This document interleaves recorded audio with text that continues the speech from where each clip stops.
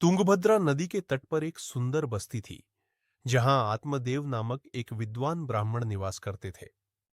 वे धर्म के झाता, दानी तथा सदाचारी थे, लेकिन जीवन का सबसे बड़ा सुख, संपूर्णता उनके पास नहीं था, क्योंकि संतान समृद्धि उनके जीवन में नहीं आई थी।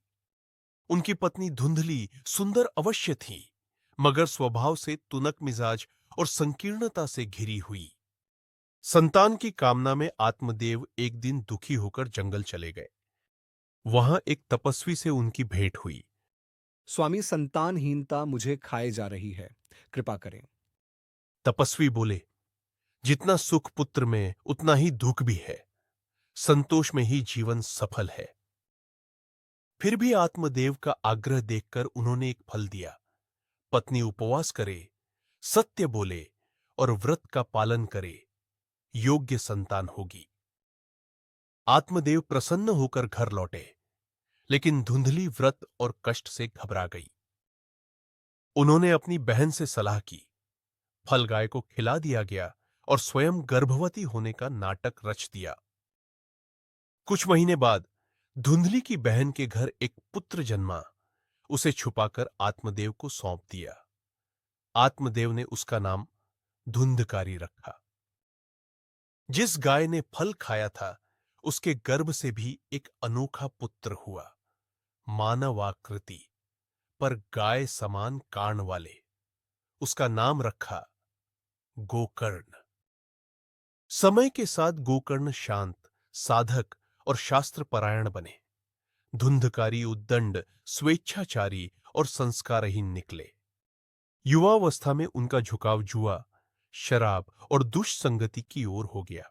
एक दिन धुंधकारी ने आत्मदेव को बहुत पीटा। आत्मदेव पुत्र के आचरण से आहत होकर वन चले गए और वहीं भक्ति में मन लगाकर प्राण त्याग दिए। धुंधकारी ने पिता की संपत्ति व्यसन और भोग में लुटा दी। अंततः 5 वेश्या जिन पर वह धन लुटा चुका था, छल पूर्वक एक रात उसे मारकर धन लेकर चली गई।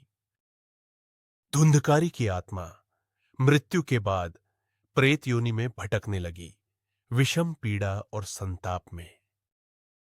कई वर्षों बाद गोकर्ण जी घर लौटे। उन्हें धुंधकारी की प्रेतात्मा से भेंट हुई, जिसने अपने कष्ट बयान किए। भैया, मुझे उद्धार चाहिए। गोकर्ण ने तीर्थ, श्राद्ध आदि अनेक उपाय किए, लेकिन धुंधकारी को मुक्ति नहीं मिली। तब गोकर्ण जी ने सूर्य देव से मार्गदर्शन मांगा। उत्तर मिला, श्रीमद् भागवत कथा का सप्ताह कराओ। गोकर्ण जी ने 7 गांठ वाले बांस में धुंधकारी को बैठाकर कथा कराई। हर दिन कथा सुनते समय एक गांठ फटती गई। 7वें दिन अंतिम गांठ के टूटते ही धुंधकारी का प्रेत रूप समाप्त हुआ और वह दिव्य स्वरूप में प्रकट हुए।